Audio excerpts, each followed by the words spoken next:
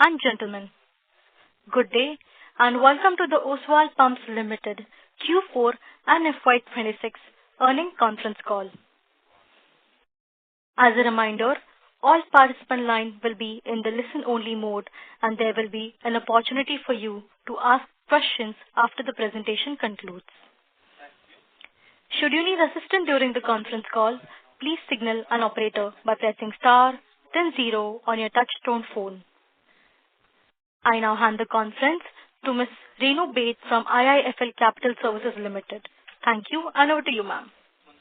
Thank you, Ria. On behalf of IIFL Capital, I'd like to welcome the management of Oswal Pumps with us today to discuss the 4Q FY26 earnings. From the management team, we have with us Mr. Vivek Gupta, Chairman and Managing Director, Mr. Amulya Gupta, Whole-Time Director, Mr. Subodh Kumar, Chief Financial Officer, Mr. Avdesh K. Singh, President and Chief Operating Officer, and Mr. Sanjeev Sancheti, their IR Advisor, Urus Advisors. Now I hand over the call to Mr. Sanjeev Sancheti for his opening comments. Thank you and over to you, sir. Thank you, Renu, and good afternoon, everybody. It is my pleasure to welcome you to the Oswal Pump Q4 FY26 and full year FY26 earnings call. As already said by Renu, we have with us the senior management team of Oswal Pump, which includes Mr. Vivek Gupta, Chairman and Managing Director, Mr. Amulya Gupta, Whole-Time Director, Mr. Shivam Gupta, Whole-Time Director, Mr. Avdesh K. Singh, President and CEO, and Mr. Subodh Kumar, the CFO. Before we begin, I would like to draw your attention to the safe harbor statement included in the earnings and strategy presentation, which contains forward-looking statements and is also available on the BSE and NSE website. I will request all of you to go through that thoroughly. With that, I will now hand over the call to Mr. Vivek Gupta for his opening remarks. Over to you, Vivek ji. Thank you, Sanjeev ji, and a very good afternoon, everyone. On behalf of Oswal Pumps Limited, I warmly welcome all of you to our Q4 FY26 and full year FY26 earnings call. And thank you for taking the time to join us today. I am delighted to report that FY26 for the full year operating income reached to 2,064 crore, the highest in the company's history, marking a robust year-on-year growth of 44.3%. Closing the year on a strong note, Q4 FY26 operating income stood at 510 crore, reflecting a year-on-year growth of 39.8%, underpinned by disciplined and large-scale execution under PM Kusum and various state government schemes, and further reinforcing our position as a trusted leader in solar power irrigation solution across India. Operating EBITDA for Q4 FY26 stood at 118 crore, translating into a margin of 23.2%. For the full year, operating EBITDA grew 22.4% year-on-year to 514 crore, with a healthy margin of 24.9%. The sequential moderation in Q4 margins is attributable to competitive tender pricing and input cost pressures stemming from prevailing geopolitical uncertainties.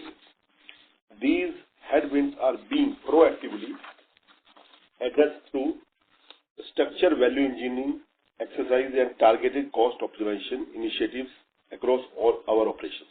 FY26 also marked a historic milestone on the profitability front, with PAT reaching 376 crore, the highest of the company has ever recorded, representing a year-on-year growth of 34.1%. The momentum carried strongly into a final quarter as well, with Q4 FY26 PAT coming in at 93 crore, a year-on-year increase of 44.8%. PAT margin stood at 17.9% for the quarter and 18% for the full year, reflecting the underlying earning quality and the resilience of our business model. Turning to our order book, the company continues to maintain a robust business pipeline. Our current executable order book as of May 15 stood at 19,912 pumps. Additionally, we have a near-term pipeline exceeding 25,000 pumps, providing healthy revenue visibility for the coming quarters. On a cumulative basis, since entering the solar pumping space, we have executed over 106,122 solar pumping systems directly under PM Kusum and allied state government schemes across 15 states, cementing our position as one of the largest suppliers of turnkey solar pumping systems in India. We are also closely tracking the anticipated rollout of PM Kusum 2, which we expect to scale meaningfully in FY27 and represent a significant incremental opportunity for the company. India's increasing focus on energy transition, agriculture solarization, water efficiency, and distributed renewable infrastructure continues to create long-term structural opportunity for the company. As part of our long-term growth strategy, the company is proactively diversifying beyond government-driven solar irrigation into rooftop solar, utility and commercial and industrial solar projects, reducing single-scheme dependency and broadening our addressable market. FY26 marked a significant strategic milestone with our entry into rooftop solar segment through the first order under the Government of India's PM Surya Ghar Mufti Bijli Yojana. Our wholly owned subsidiary, Oswal Solar Energy Private Limited, has also incorporated a special purpose vehicle, Oswal Doon Baran Bundi Solar Projects Limited, in partnership with Doon Infra Power Projects Private Limited, holding a 60% stake, to execute a rooftop solar photovoltaic power project on state government building in Rajasthan under the hybrid annuity mode. Across the rooftop solar, utility and C&I solar segments, we have built a healthy combined pipeline of approximately 300 megawatt as of date. Together, these segments provide strong top-line visibility and reflect growing market traction as we scale these verticals methodically. On the IPO objectives front, I would like to share a brief update on our capital expenditure plans. Pump and motor capacity expansion and automation in pumps and motor. We expect the entire CapEx program scheduled for completion by Q3 FY27. And in solar module plant, with respect to our solar module capacity, we expect the first phase of expansion, comprising 1 gigawatt of solar module, to be completed by Q1 FY27. The remaining 0.5 gigawatt expansion is planned to be completed by Q3 FY27 in line with our phased execution strategy. With a strong foundation in solar power irrigation, a growing presence across multiple renewable energy segments, and a proven ability to execute at scale, the company enters its next phase of growth from a position of considerable strength. Ongoing capacity expansion, a diversifying revenue mix, and India's clean energy tailwind together create a compelling platform for sustained value creation for our farmers, our communities, and our shareholders. With that, I will now hand over the call to our CFO, Mr. Subodh Kumar, who will take you through the financial performance in great detail.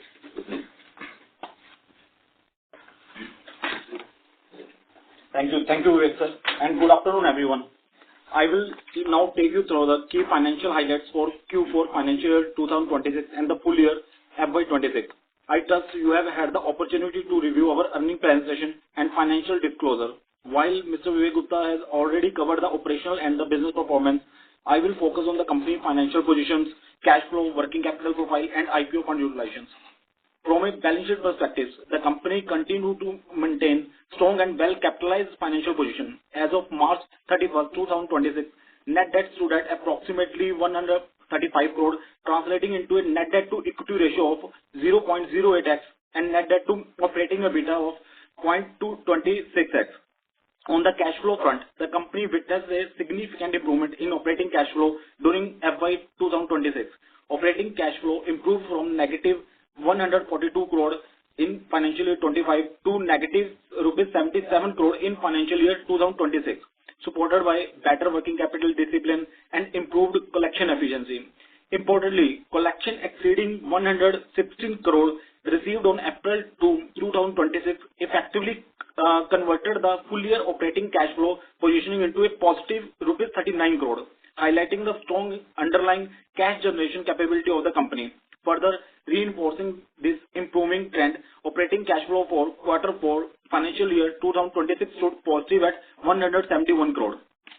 Our cash conversion cycle as of March 31st, 2026 stood at 172 days as compared to 177 days as of December 31st, 2025, reflecting gradual improvement in working capital efficiency. Receivable days remained elevated at 155 days relative to historical levels, primarily due to delay in collection from state nodal agencies under the PM Kusum and Magal Dal schemes. We would like to reiterate that these receivables are entirely from government and government-backed counterparties and therefore remain fully secure in nature. Over the last few months, we have started witnessing an early sign of normalization in collection, supported by continuous engagement with the respective authorities. As the collection cycle improves further, we expect a meaningful reduction in the cash conversion cycle, along with corresponding benefit in finance costs, and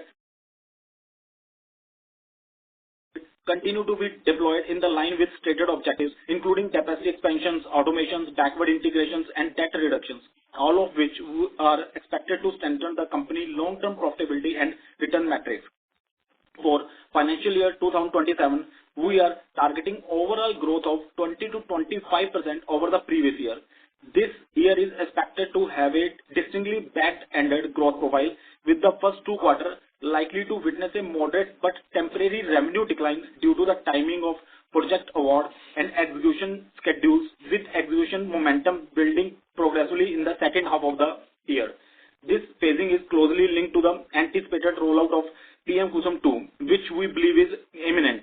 The timing of announcement will have a direct bearing on near-term order inflow and execution schedules. At the same time, as discussed by our MD sir, we have been actively building a pipeline across multiple other project segments to diversify growth drivers beyond Kusum-linked opportunities. We expect these initiatives to start contributing meaningfully from the third quarter onward and support a broader execution base going forward. Looking beyond financial year 2027, we are targeting a sustained growth momentum of 30 to 40% in the medium terms as execution across these multiple fronts gather pace. From a profitability standpoint, we expect operating EBITDA margin for FY 2027 to be in range of 22 to 23%.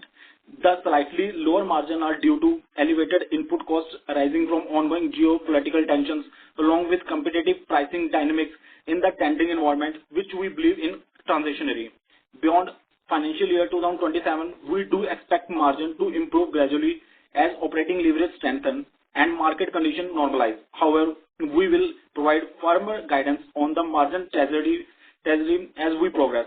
We would encourage investors to evaluate our margin on an annual basis, as quarterly margin may vary with the phasing of execution.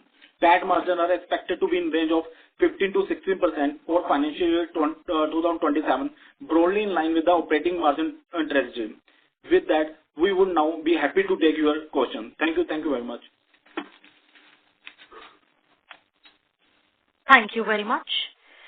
We will now begin the question and answer session. Anyone who wishes to ask a question may press star and 1 on the touch-tone telephone.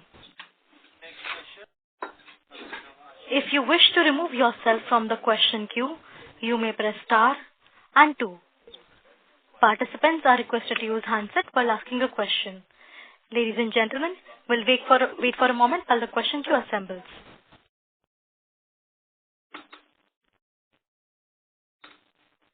First question is from the line of Ms. Renu Baid from IIFL Capital Services Limited. Please go ahead. Thank you. So my first question would be, you did allude to fiscal 27 to be a back-ended year for growth, and first half probably likely to see decline. So if possible, can you share what is the expected growth that you're looking or decline that you're anticipating in first half? And in your view, what percentage of the growth guidance is dependent on incremental new orders being awarded under PM Kusum 2? So in case if there are further delays from Kusum 2, is your 20-25% revenue growth guidance for the year at risk? That's the first question. Thank you, Renuji. Basically, definitely, हम लोग अभी PM Kusum 2 की wait कर रहे हैं. As we got information from ministry, and we are expecting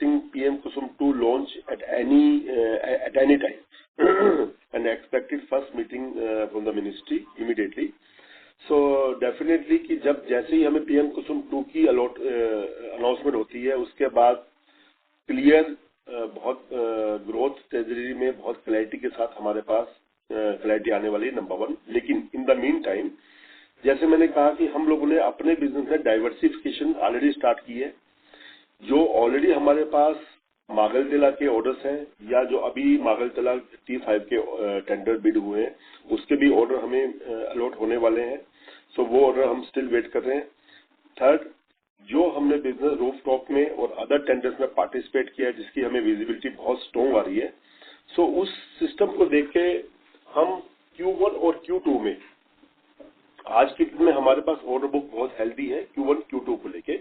लेकिन क्योंकि ये नई डाइवर्सिफिकेशन लाइन है, तो हमें एग्जीक्यूशन में जो चैलेंजेस आने वाले हैं उसको लेके वी आर लिटिल कंजर्वेटिव कि उसके क्या रेवेन्यू आने वाले हैं, क्या नहीं आने वाले हैं, तो थोड़ा सा वहां पर कंजर्वेटिव है। Otherwise as a order book we are quite very safe and हमारे पास आज के दिन स्ट्रॉन्ग ऑर्डर बुक है। Thank you. First half that you are indicating? First half देखिए, एज ए ऑर्डर बुक मुझे लगता है कि हम लोग लास्ट ईयर वाले रिवेन्यू में आराम से हम कवर अप कर सकते हैं। Even we can do more than last year revenue, but slightly यहाँ पर हम कंजर्वेटिव रह रहे हैं, क्योंकि जो नए डाइवर्सिफाइड बिजनेस में हमें बिजनेस मिल रहा है, उसका एग्जीक्यूशन पार्ट कितना कैसे क्या एक्सपीरियंस होने वाले हैं, तो वो जैसे जैसे हमारे एक्सपीरियंस होंगे उसके बिहाफ पे हम वो कॉल ज्यादा एग्रेसिव कॉल लेने वाले हैं। Sure. So second question, जैसे आपने बताया, you have built up strong order book for rooftop solar. There's an SPV also which you have created for projects in Rajasthan.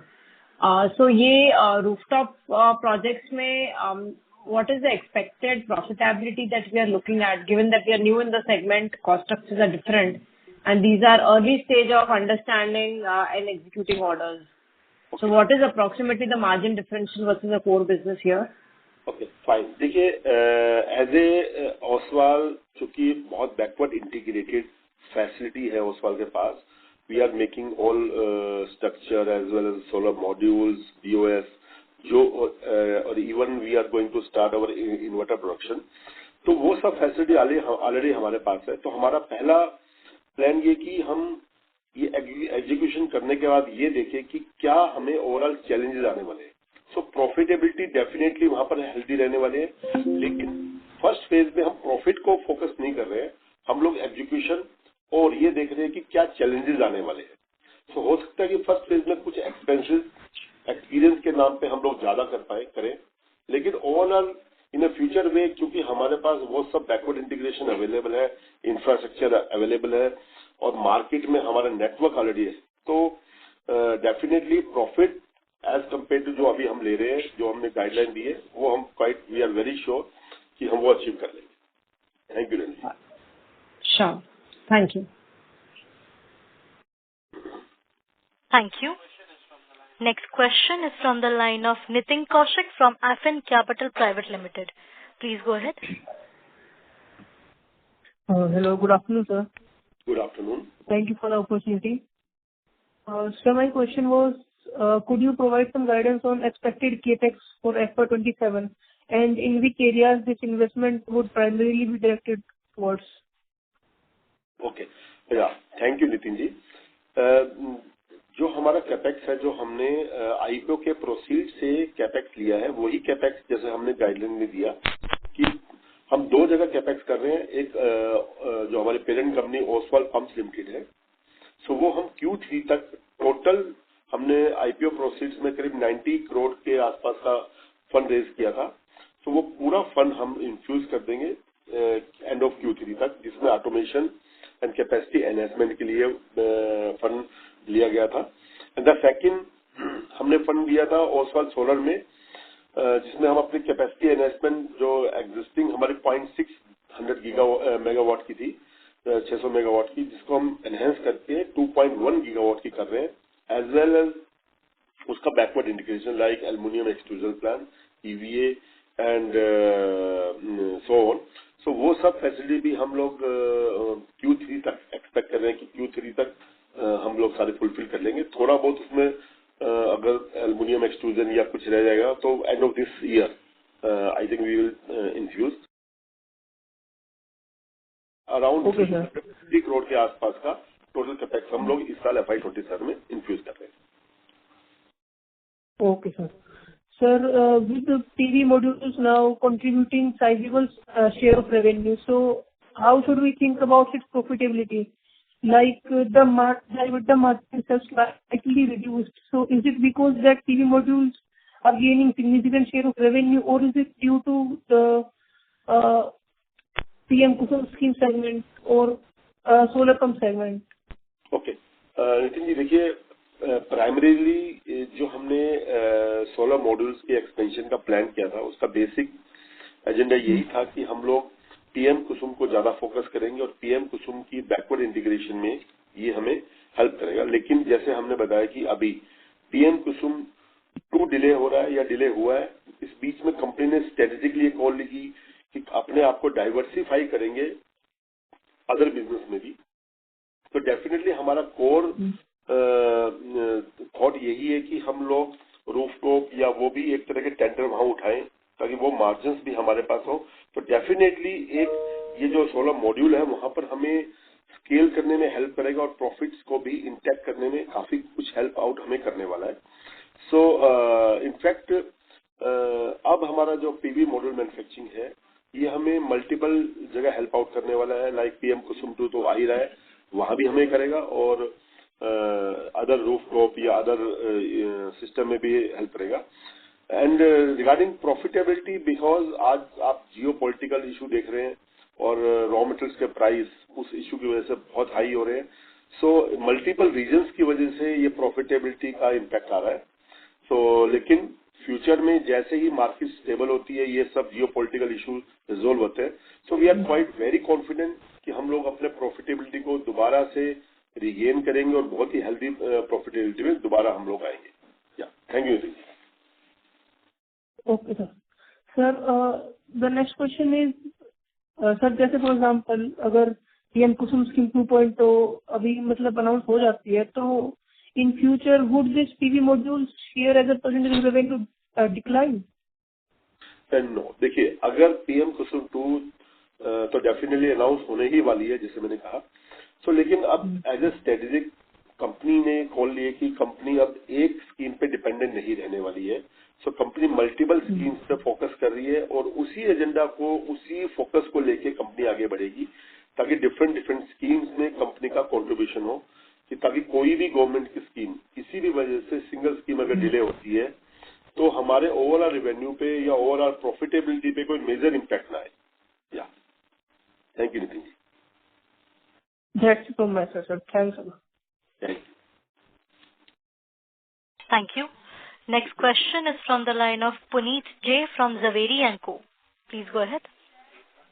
Vivek ji, opportunity के लिए बहुत बहुत शुक्रिया। सर, एक कैश फ्लो पे आप अगर थोड़ी और लाइट डाल सकते हैं तो बेटर होगा, कि आपने पिछले क्वार्टर के बाद बोला था कि ये रिसीवेबल डेज 157 डेज थोड़े कम होंगे, बट वो, और आपने ये डाला है कि आपको 2 अप्रैल को थोड़ा कैश फ्लो आया था एंड रिसीवेबल्स आए थे, बट ये प्राइमरीली ये डिले का रीजन क्या है? एंड ये कोई स्पेसिफिक स्टेट्स का है या क्योंकि आपके ऑर्डर बुक में महाराष्ट्र, उत्तर प्रदेश, इनकी ज्यादा ऑर्डर है कभी करंटली आपके ऑर्डर बुक में, बट ये आपके जो करंट रिसीवेबल डेज है वो कोई स्पेसिफिक स्टेट्स के हैं या ब्रॉडली आपको ये करंटली इशू अक्रॉस स्टेट दिख रहा है कि एजेंसीज के थोड़े डिले है to release the receivables? Okay, yeah thank you Puneet जी।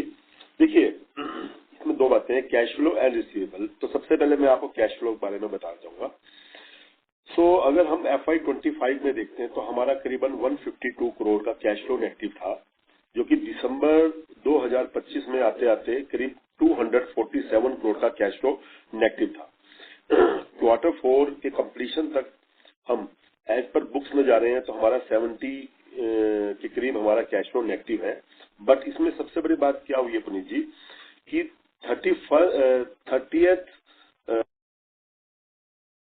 116 करोड़ की पेमेंट की, जो कि हमारी बुक्स में 2 अप्रैल को रिफ्लेक्ट हुई। अगर ये 31 को हमारे बुक्स में रिफ्लेक्ट हो जाती तो हमारा कैश फ्लो जो 70 करोड़ माइनस दिखा रहा है वो 40 करोड़ प्लस होता। नंबर 1 पॉइंट अलोन हमने लास्ट 4th क्वार्टर में अगर ये 116 करोड़ का 31st को आता तो करीबन 286 करोड़ के आसपास का हमारा कैश फ्लो पॉजिटिव होता। सो ये ड्यू टू रिसीवेबल हमें टाइमली आए हैं, तो इसका एक मेजर इम्पैक्ट रहा है। तो ये कैश फ्लो को साइड से आज Oswal is very comfortable, number 1 point.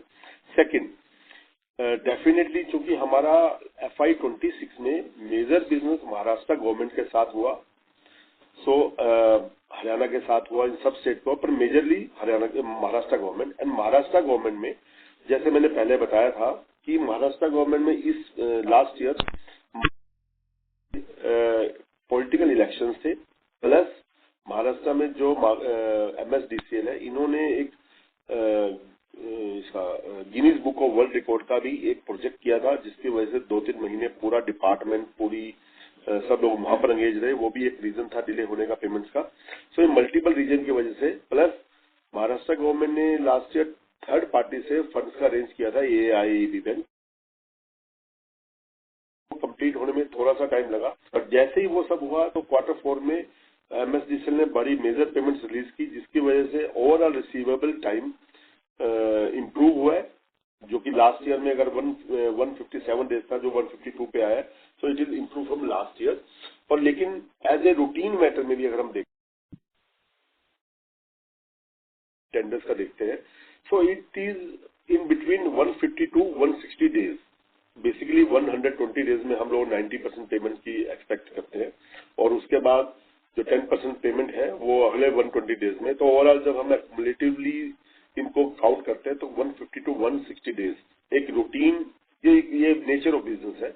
और ये बिजनेस में अगर हमें 150 to 160 डेज में पेमेंट्स आ रही है, so as per our old expectations हम ये मानते हैं कि हम एक राइट ट्रैक पे चल रहे हैं। डेफिनेटली PM कुसुम 2 में गवर्नमेंट कुछ और अच्छा सोच रही है, उसमें कुछ मॉडिफिकेशंस की वी आर एक्सपेक्टिंग कि जिस तरह की सजेशंस इंडस्ट्री ने गवर्नमेंट को दी हैं, and government is very very positive about this. So वहां पर हम जरूर एक्सपेक्ट कर रहे हैं कि रिसीवेबल साइकिल करीब 30 to 40 डेज का थोड़ा कम होगा। बट ये सब चीजें इंफॉर्मेशन PM कुसुम 2 जैसे अनाउंस होगा वो क्लैरिटी आएगी। या थैंक यू प्लीज।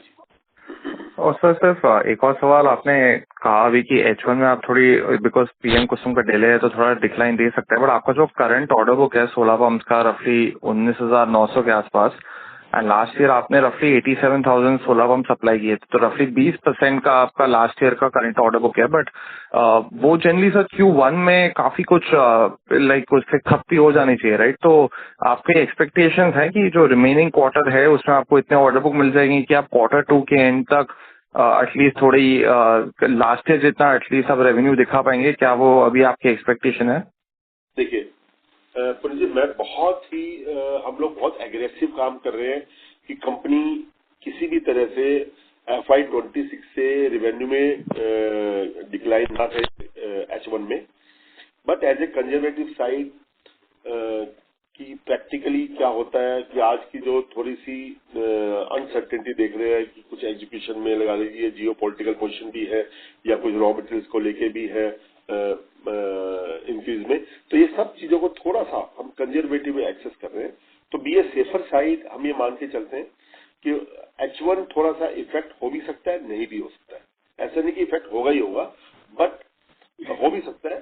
तो लेकिन अगर होगा भी तो भी मुझे इसलिए वरीज नहीं है कि ओवरऑल पूरे साल में हम लोग बहुत अच्छे ढंग से कवर करने वाले हैं। Q3 एंड Q4 में ये सब अगर फॉर इंस्टेंस अगर बाई चांस कुछ इफेक्ट आता है तो Q3 Q4 में बहुत इफेक्टिवली इसको कवर कर लेंगे, वहां पर हम बहुत श्योर हैं। तो ये थोड़ा सा कंजर्वेटिव जरूर हम थोड़ा यहाँ पर सोच रहे हैं, बट हम लोग काम बहुत कर रहे हैं तेजी से। हमारी टीम पूरी लगी हुई है, अग्रेसिव लगी हुई है कि किस तरह से रिवेन्यू में को डिक्लाइन ना हो। I just want to add here, Sanjeev here. और एक चीज मैं बोलना चाहूंगा कि apart from the firm order जो 19,912 का जो हमारे पास ऑलरेडी हाथ में है, हमारे पास सोलर पंप की पाइपलाइन भी है 25,000 पंप की। तो वो भी प्रोग्रेसिवली अगले 3 महीने 4 महीने में वो भी ऑर्डर आएंगे। तो it's not that I am depending on 2 quarters for only 19,912 pump. 19,912 is largely for the first quarter. Okay, thank you Vivek ji, बहुत बहुत शुक्रिया। Thank you Puneet ji. Thank you. Next question is from the line of Karan Kamdar from Choice Institutional Equities. Please go ahead. Hello sir, thank you for the opportunity. Sir, एक realisation पे एक question था मेरा कि हम जैसे सुन रहे हैं कि मागिल त्याला में रियलाइजेशन कम आ रहे हैं, तो कुसुम 2.0 में क्या एक्सपेक्टेशन है एंड गोइंग फॉरवर्ड क्या इम्प्रूवमेंट एक्सपेक्टेड है रियलाइजेशन में? That is my first question. Okay, thank you Karan ji. देखिए ऐसा है, जैसे मैंने कहा कि महाराष्ट्र में हमने मेजर बिजनेस किया और मागलतेला में पहले ड्यू टू पॉलिटिकल इलेक्शंस या ड्यू टू अदर रीजंस की वजह से लास्ट ईयर पेमेंट्स थोड़ी सी डिले हुई है, but now MSDCL is on track और क्वार्टर 4 उसका रिजल्ट भी है। क्वार्टर 4 में एमएसडीसीएल ने बहुत हेल्दी पेमेंट्स की हैं, जिसकी वजह से ओवरऑल हमारा कैश फ्लो पॉजिटिव हुआ है, मतलब हम ओवरऑल बहुत रिसीवेबल भी काफी बेटर हुए हैं। सो आई थिंक थोड़ा बहुत क्वार्टर टू क्वार्टर में वेरिएशन हो सकता है, बट एमएसडीसीएल की पेमेंट्स आगे हम ज्यादा डिले एक्सपेक्ट नहीं कर रहे हैं, number 1 point. And definitely PM Kusum 2 तो काफी मॉडिफिकेशंस के साथ आएगा। उसमें बहुत चीजें ऐसी हैं जो गवर्नमेंट वेंडर्स फ्रेंडली बना रही है। वो गवर्नमेंट ये चाहती है कि ज्यादा से ज्यादा इंडिया में सोलराइजेशन हो, ज्यादा से ज्यादा फार्मर्स के लिए पंप हो, तो वो सारी स्कीम्स या जिस तरह की भी एक फैसिलिटी है वो ऐसे बना रही है कि विन विन पोजिशन हो। सो पीएम कुसुम 2 में डेफिनेटली एंटायर इंडस्ट्री बहुत अच्छा एक्सपेक्ट कर रही है in terms of receivables, in terms of policy. Yeah. Thank you. I would also like to add here, slightly unrelated, but just if you look at the situation to the geopolitical situation, I think the government is also clear that their requirement for solar energy, you cannot depend on fossil fuel only, and obviously the alternate source is becoming even more important. It's just that this whole phase is slightly transitionary. Solar is going to come in a big way. Kusum is going to come in a big way. It's just a matter of time. Sure, sir. I agree on the solar part. I think Kusum 2 will be very beneficial. Sir, ये जानना था कि जो भाव अभी कम है शायद पहले से बिकॉज कॉस्ट बढ़ गए हैं, तो कॉस्ट के लाइन में भाव भी बढ़ेंगे क्या? Is the second question. देखिए, डेफिनेटली जो भाव बढ़े हैं, इनपुट कॉस्ट बढ़ी है, सो हम पीएम कुसुम 2 में जो टेंडर्स आएंगे, डेफिनेटली वी आर एक्सपेक्टिंग कि यहाँ पर टेंडर्स के प्राइसेस इंक्रीज होने चाहिए, ऐसा पूरी इंडस्ट्री की होप भी है। बट डेफिनेटली चूंकि नंबर ऑफ पार्टिसिपेंट्स मल्टीपल लोग हैं, कुछ लोग नए लोग एंटर करना चाहते हैं, तो वो लोग डेस्परेटली कुछ ऐसी कॉल कई बार ले लेते हैं कि जिससे प्राइस डाउन होते हैं। तो ये बहुत टफ हो जाता है कि हमारे हाथ में नहीं होता। बट ब्रॉडर वे में अगर हम थॉट प्रोसेस देखते हैं तो इनपुट कॉस्ट बढ़ी है, चैलेंजेस बढ़े हैं, सब एक्सपेंसेस बढ़ रहे हैं, तो मुझे ऐसा पूरी इंडस्ट्री का थॉट प्रोसेस है कि फेयर वैल्यू के हिसाब से ही टेंडर्स आने वाले हैं, ऐसी एक्सपेक्टेशन बहुत स्ट्रॉन्ग है। Got it, sir. Thank you. If I can ask one more question, sir. ये जो सर, तो जो हमारे जो नंबर्स आए हैं H2 में, एंड आप बोल रहे हो कि H1 will be similar to FY26. So do you mean कि H1 to H1 और H1 to H2 of FY26? कहाँ से ग्रोथ कैलकुलेट कर पाएंगे हम? देखिए, H1 जैसे मैंने कहा, H1 can be similar to FY26 और can be declined from FY26, number 1 point.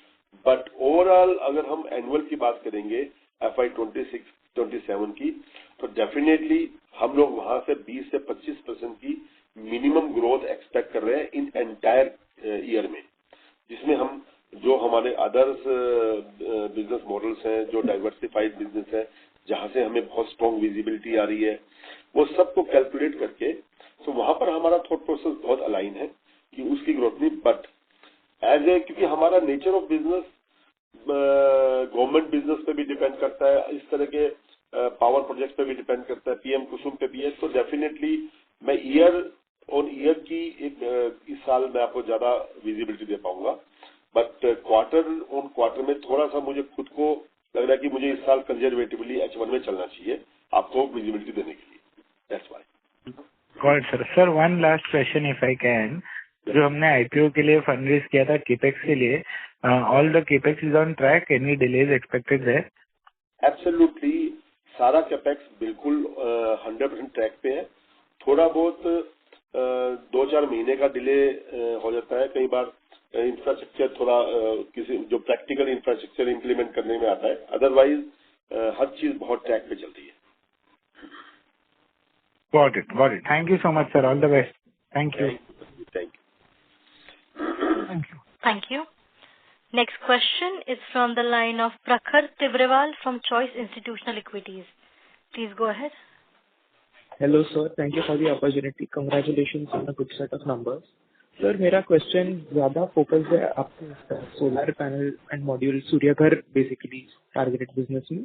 तो उसमें हम अभी कितनी होगी हमारी बिडिंग पाइपलाइन, और उसी पे फॉलो अप है कि क्या इसकी हमारे मार्जिन्स हमारे कुसुम पंप्स के बराबर हैं, उससे ज्यादा है, उससे कम है? ओके. देखिए प्रखर जी, सबसे बड़ी बात यह है कि आज के डेट में अगर मैं ऑर्डर ये पाइपलाइन की बात करता हूँ तो हम करीब 300 मेगावाट की पाइपलाइन अपनी देख पा रहे हैं. Number 1 point. Along with other activity जो हमारी टीम काम कर रही है, जो भी इन रिगार्डिंग प्रॉफिटेबिलिटी. तो डेफिनेटली आज हमारा फर्स्ट मोटो, चूंकि ये स्ट्रेटेजी कॉल है, तो हम फर्स्ट मोटो सिर्फ और सिर्फ प्रॉफिटेबिलिटी नहीं देख रहे हैं. हम मल्टीपल प्रोजेक्ट्स में अपने आप को इस साल का एक्सपीरियंस भी करने वाले हैं. प्लस जो पीएम सूर्यघर है या और भी है, हमारे पास अच्छी बात यह है कि हम प्रॉफिटेबिलिटी तो गेन कर ही लेंगे, क्योंकि हमारे पास उसके अंदर भी बैकवर्ड इंटीग्रेशन काफी लेवल तक अवेलेबल है. तो वहां पर हमें बहुत ज्यादा वरी नहीं है.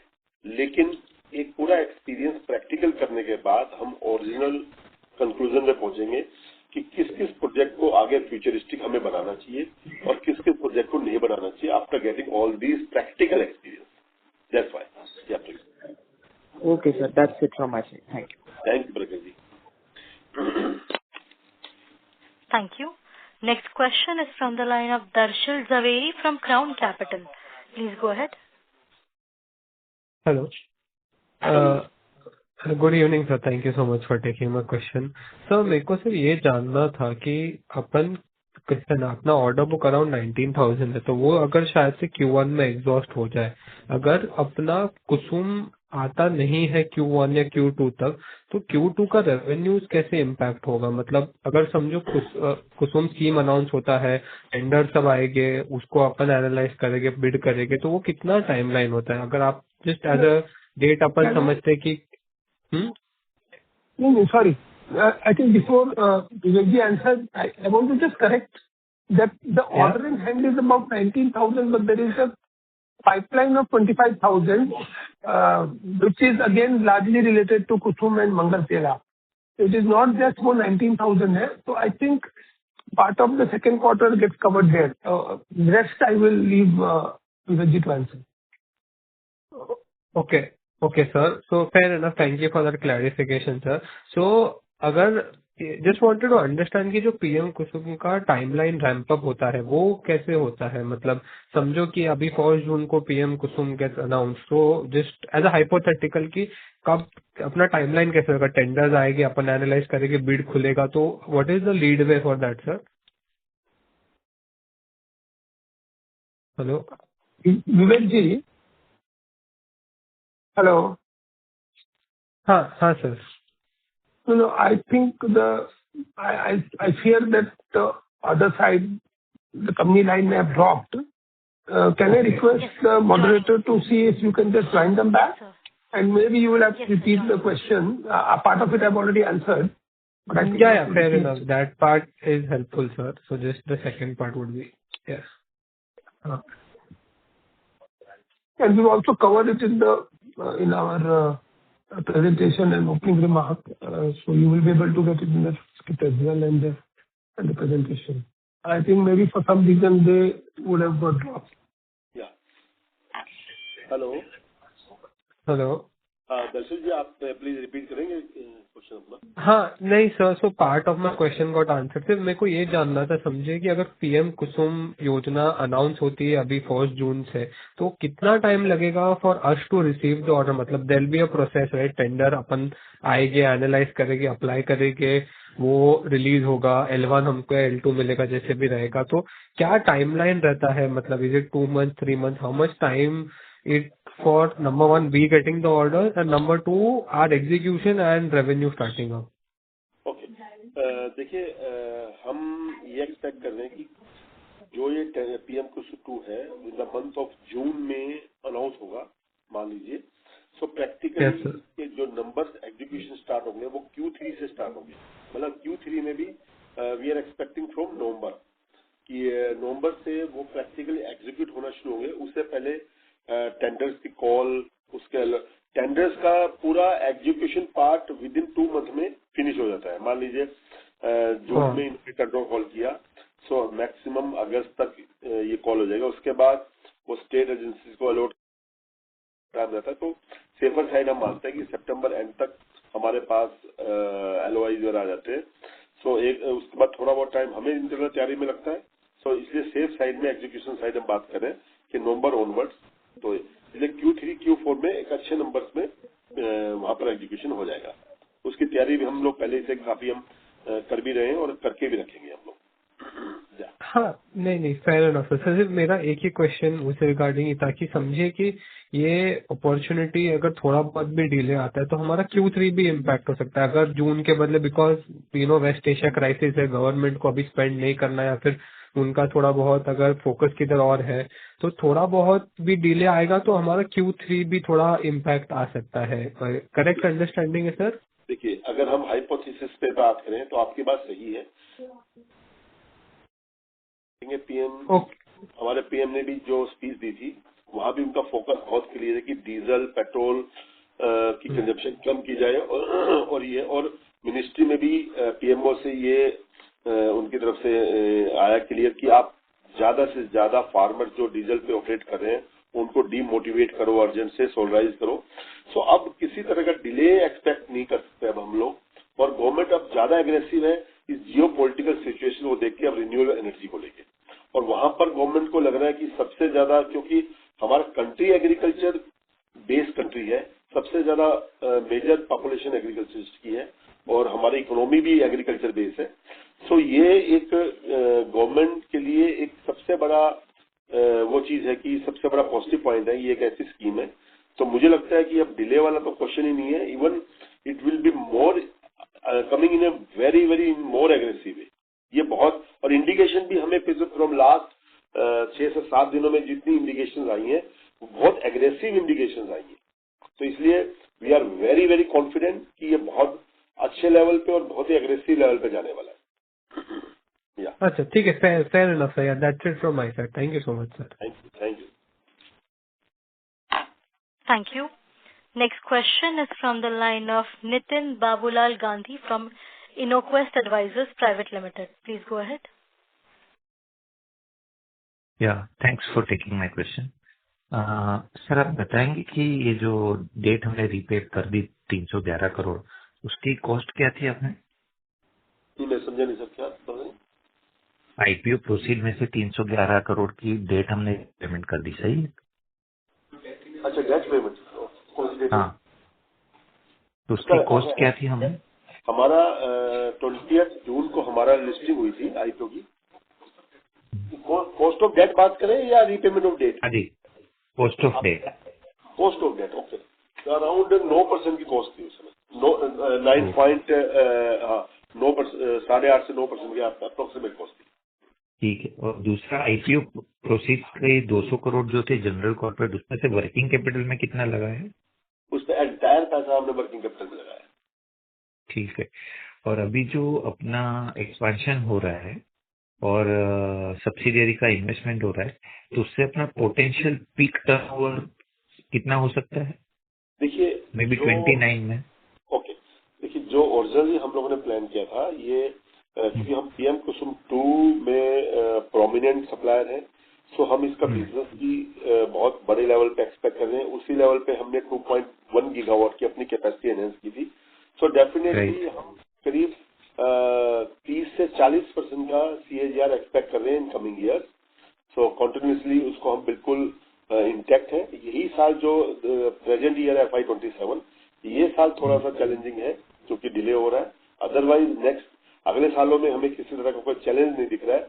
उस समय तक इनफैक्ट जो हमारे अभी तक अगर हम पिछले 6 महीने पहले या 5 महीने पहले के थॉट प्रोसेस देखें तो उस समय हमारा बहुत ज्यादा एग्रेसिव मोड नहीं था डाइवर्सिफाई बिजनेस में, जो कि आज के दिन है।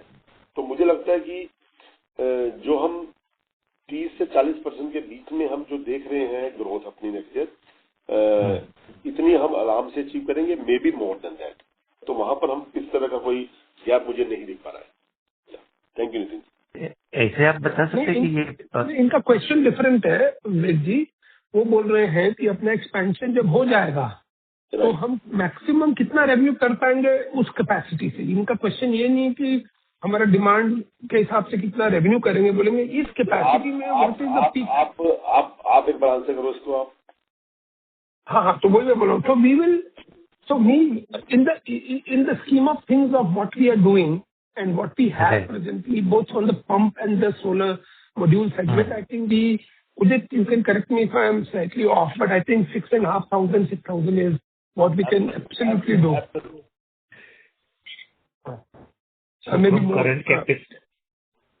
From current capacity of 2,600 existing with expanded, आपका 6,500 तक बिजनेस हो सकता है। हाँ, बहुत सिंपल है। हम लोग अपनी पंप की कैपेसिटी को करीब 2.25 टाइम बढ़ा रहे हैं और मॉड्यूल तो obviously is going up by almost 2.5-3 times. Yeah so that give me a 6,000 plus top line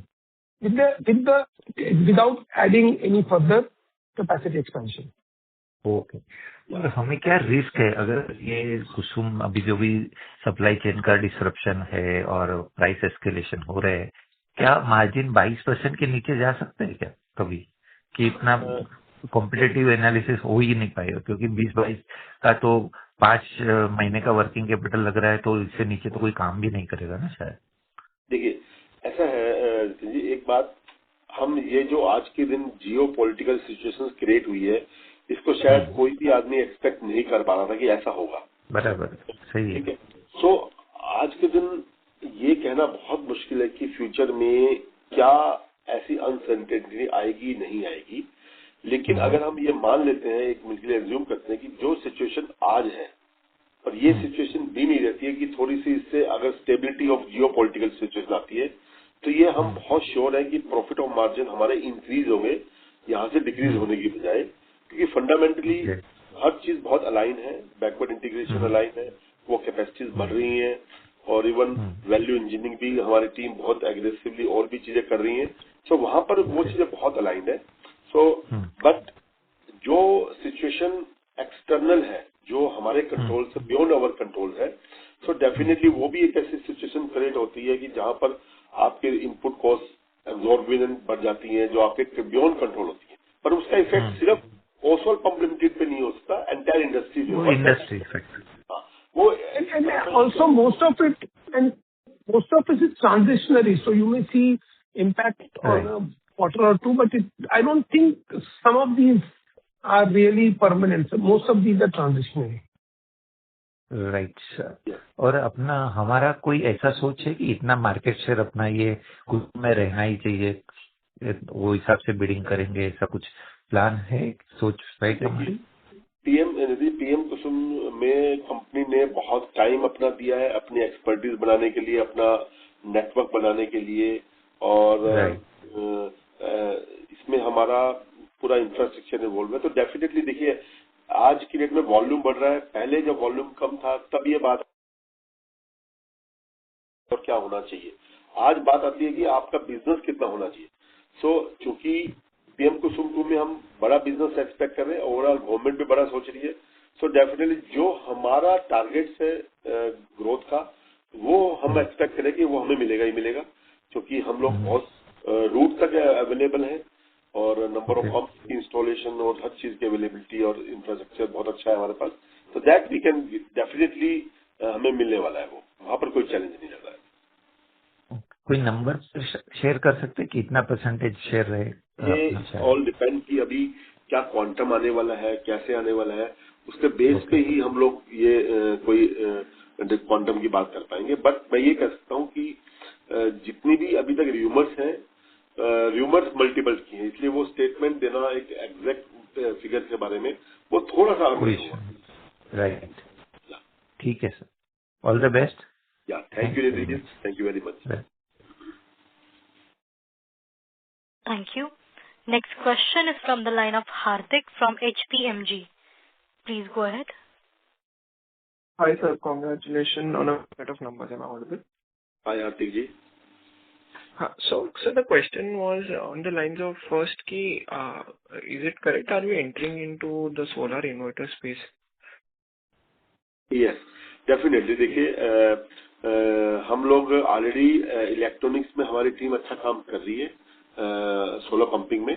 सो हमारी इंटरनल टीम ने सोलर इन्वर्टर पे भी ऑलरेडी काम करना शुरू किया है, क्योंकि हम लोग रूफटॉप में एंटर ले रहे हैं, तो साइमल्टेनियसली हम इन्वर्टर पे भी इंटरनल काम करना शुरू कर दिया है। तो we are little very hopeful कि आने वाले फ्यूचर में ये भी हम अपनी बास्केट में ले आएंगे product.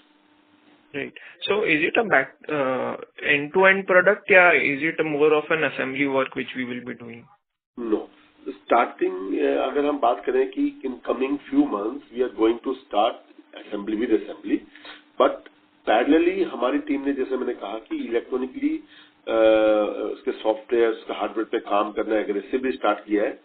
So we are quite very sure कि end to end within next 6 months to 7 months में हम उसकी इंटरनल प्रोडक्शन स्टार्ट कर देंगे। Right. So from what I've seen in the market and heard from other people, other players, the segment is very cutthroat. Most of the players are facing extensive competition from Chinese players, and bottom line भी उन लोग का, I think they are just breaking even on the cash front. So what are your thoughts on that? Will these be dragging our margins in the near future? You're talking about inverter especially? Yes. देखिए definitely, लेकिन हमारा point ये है कि हम inverter को as a backward integration का part ले रहे हैं, हम उसको हमारा पूरे प्रोजेक्ट का एक इनपुट आइटम है। सो हम इन्वर्टर को एज ए सोलो एक सेल के हिसाब से मॉड्यूल नहीं ले रहे हैं, हम उसको अपना एक फैसिलिटेशन के हिसाब से देख रहे हैं। जैसे हम लोगों का अपनी पुरानी स्ट्रेटेजी रही है, जितने हमारे बैकवर्ड इंटीग्रेशन है, हमने उसको कभी भी रेवेन्यू मॉडल नहीं बनाया, हमने उसको अपना एक backward integration in terms of supply chain to control the quality as well as उसमें प्रॉफिट एनहेंसमेंट, ये सब का हमारा मोटो है। सेम वे में हम इन्वर्टर में प्लान कर रहे हैं कि इन्वर्टर चूंकि हमारे पूरे प्रोजेक्ट्स में जाने वाला है, देने वाले हैं, so it will be the part of that entire project. Yeah. Right, so it will be like a package deal. Yeah, package. And secondly, देखिए इन्वर्टर हमारे पास कंट्रोलिंग फैक्टर बहुत बढ़ता है इन terms of quality, data, and definitely वो हमें कुछ input तो देगा। इन्वर्टर में बहुत अच्छे ढंग से काम करें तो we are quite very sure कि वहां पर हमें कुछ प्रॉफिटेबिलिटी भी मिलने वाली है। ऐसा नहीं है कि हमें प्रॉफिटेबिलिटी नहीं मिलेगी। So it's a sort out all type of complete to capture all the basket, मतलब जिसमें हमारे पास सप्लाई चेन भी हो, कंट्रोल में हो, हमारी क्वालिटी भी हो, हमारा हम किस तरह की R&D करके अपने कस्टमर को बेटर चीज दे पाए R&D करके, वो भी है। तो इस तरह के ऑल टुगेदर को बास्केट देखेंगे तो we are in plus position, we will be in plus position. Right. And the second question was just on those same lines, when will you launch this product? When will revenue start kicking in? And second, again on the same lines, assuming this Kusum 2.0 doesn't come for the near, like at least for 1 or 2 quarters, right? So and there is a slowdown. Assuming there is a slowdown on the other individual state specs, right? तो अगर हम पूरा pump का revenue side में रख दे, so from the PM Kusum, from the PM Ghar Surya Ghar Yojana and any other schemes what we are targeting, what kind of base revenue excluding pump we are looking on a quarterly base? देखिए अगर hypothesis पे बात कर लेते कि पीएम कुसुम योजना बहुत delay होती है, जिसकी एक्सपेक्टेशन ना के बराबर है, फिर भी मान लेते हैं। सो अगर हम अदर देन पंप के हिसाब से बात करें तो डेफिनेटली हम काफी जगह फोकस कर रहे हैं। जैसे एक्सपोर्ट में भी हम लोग इस समय काफी फोकस कर रहे हैं, अपने प्राइवेट नेटवर्क को भी हम लोग एनहेंस करने की कोशिश कर रहे हैं और वो करेंगे साइमल्टेनियसली। जो जैसे मैंने बताया पीएम सूर्य घर, सो पीएम सूर्य घर में हम एंटर हो रहे हैं गवर्नमेंट प्रोजेक्ट्स में भी और प्राइवेट बिजनेस में भी, तो वहां से भी डेफिनेटली हम रेवेन्यू लेके आएंगे। सो अगर पीएम कुसुम नहीं रहता है तो डेफिनेटली एक बार हमारे रेवेन्यू पे भी थोड़ा हिट आ सकता है, मैं डेफिनेटली इसको डिनाई नहीं करूंगा।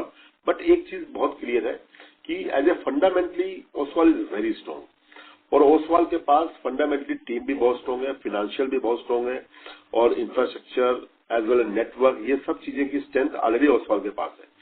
तो बिजनेस में टेम्परेरी टर्बुलेंस आ सकता है, उसके लिए हमारी टीम कहीं भी डिमोटिवेटेड नहीं है, कहीं भी टीम इस तरह की चीज में नहीं है कि अगर टेम्परेरीली हमारे पास किसी तरह का टर्बुलेंस आता है तो हमें किस तरह नेगेटिव थॉट आएगा। कोई बात नहीं, सब part and parcel of business कि बिजनेस में अगर थोड़ा टेम्परेरी हमारा डिक्लाइन हुआ, कोई बात नहीं, हमारा बहुत लॉन्ग रन में बहुत फ्यूचर बड़े प्लान्स हैं, वहां पर हम बहुत ऑप्टिमिस्टिक भी हैं और कॉन्फिडेंट भी हैं कि हम लोग अच्छे रेवेन्यू में, अच्छे प्रॉफिटेबिलिटी में, अच्छे मार्केट सिनेरियो में डाइवर्सिफाइड और हर तरह के बिजनेस में जाएंगे, क्योंकि रिस्क फैक्टर हमारे पास ओसवाल के पास at least in terms of fundamentally बहुत कम है।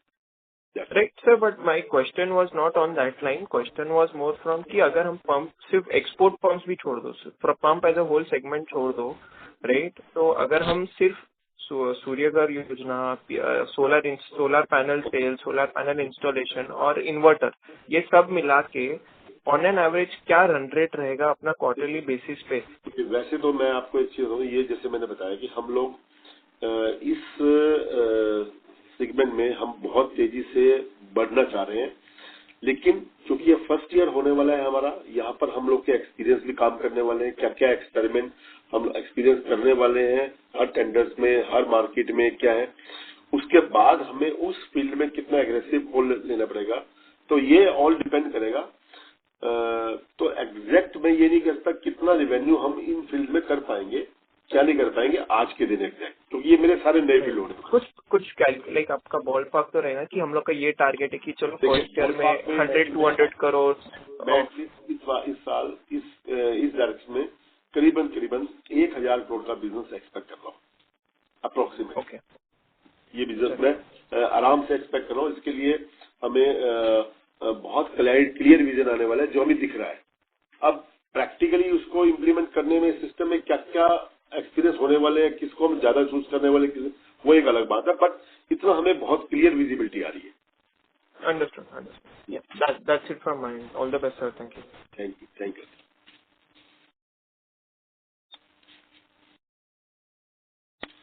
Thank you. That was the last question of the day. I now hand the conference over to management for closing comments. Thank you, everybody. On behalf of management, I would like to thank everybody and would like to hand over the call for the closing remark to Vivek ji. Thank you very much. आप लोगों ने जो Oswal pumps limited पे trust आप लोगों ने किया हुआ है, so we are very assured कि पूरी कंपनी और उसकी टीम पूरे डिग्निटी के साथ और पूरे आपके कॉन्फिडेंस के साथ आगे बढ़ेगी, और ये हमारा एश्योरेंस है। Thank you very much. Thank you all of you. Thank you. On behalf of the Oswal Pumps Limited, that concludes this conference. Thank you for joining us, and you may now disconnect your lines.